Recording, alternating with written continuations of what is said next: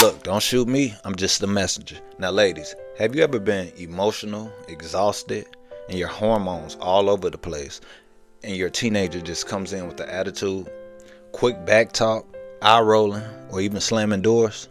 And out of nowhere, you begin wondering, am I losing my mind, or is he just trying to make me go crazy? Well, ladies, I would like to welcome you to Menopause, meeting Puberty. Two storms under one roof, two hormones fighting for attention, and somehow you have to stay sane and keep your authority.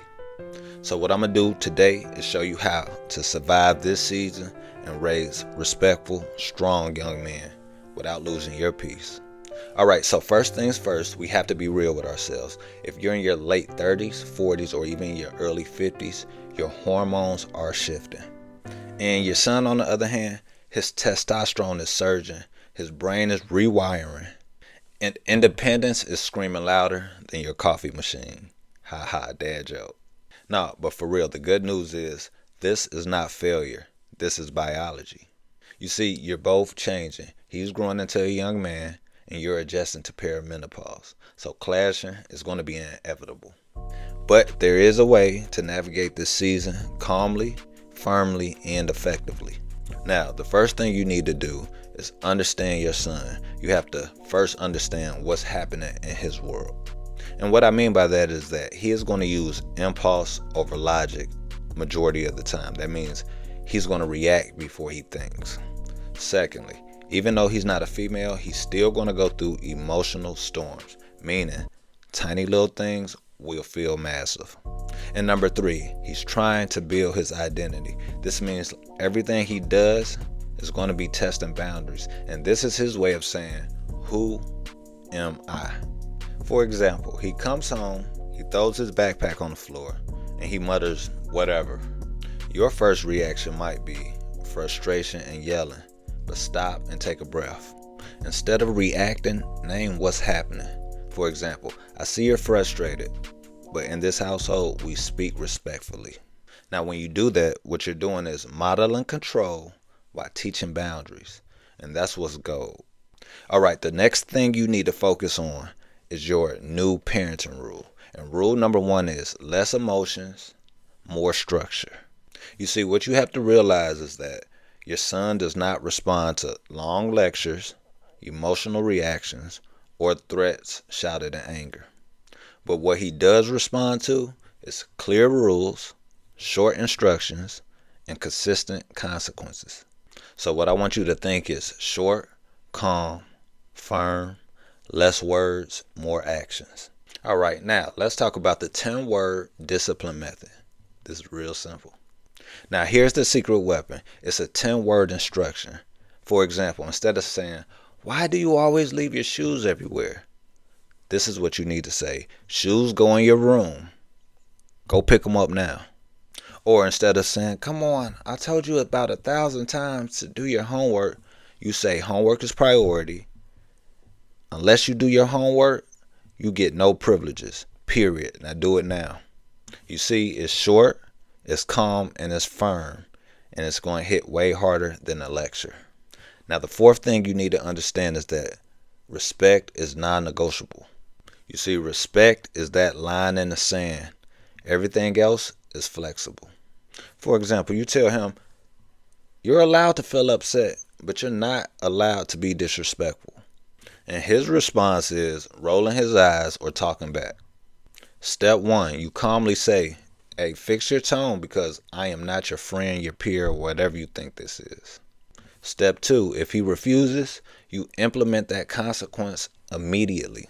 Whether that be calling his father, whether that be turning off his electronics, whether that be having him sit down and write what he needs to learn. It's so many ways that you can consequent a kid and keep him in line. And what you're modeling when you do this is no arguing, no yelling, just calm leadership. All right, now the fifth thing I want to talk about is picking your battles. That's right, picking your battles, because you don't always have to be in control of everything, and not everything is a hill to die on. Meaning, let go of clothing choices, his music choices, or even little small habits that he does that makes him him if it's not hurting him. Now, what you do hold firm to is respect, chores, his schoolwork, safeties, boundaries, and screen limits. Because whether you believe it or not, these electronics are aligned with drugs. Take it away from him for 2 days, watch the withdrawal. And when you enforce only the major things consistently, what happens is that your son begins to learn what really matters.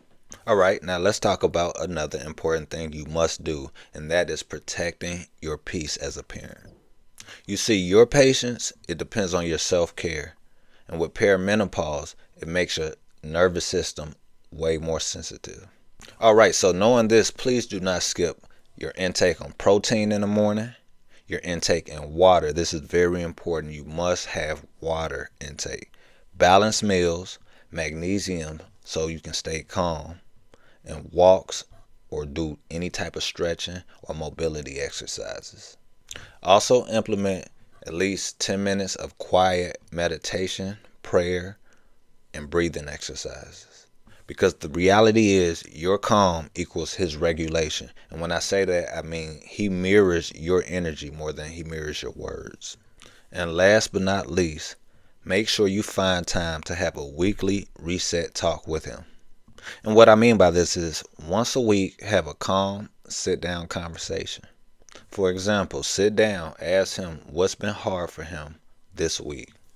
And then in return, you can share, here's what's been hard for me.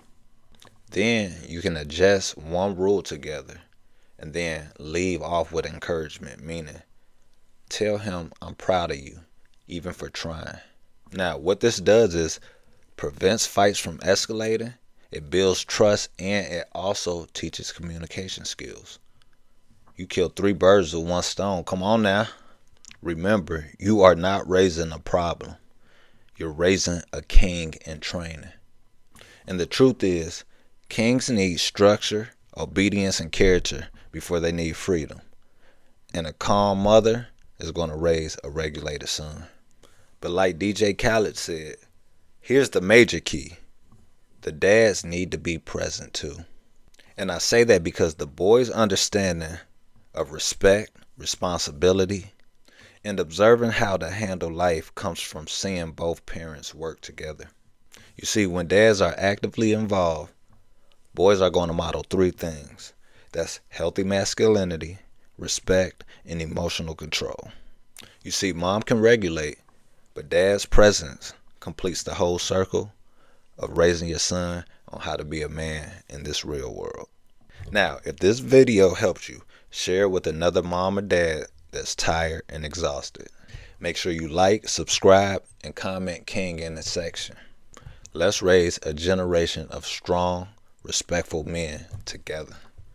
I hope this message was helpful to at least one person. I will be back at you again tomorrow with another one. Until then, please keep your head on the swivel. Love yourself and only help who wants to be helped. I love y'all. I'm out.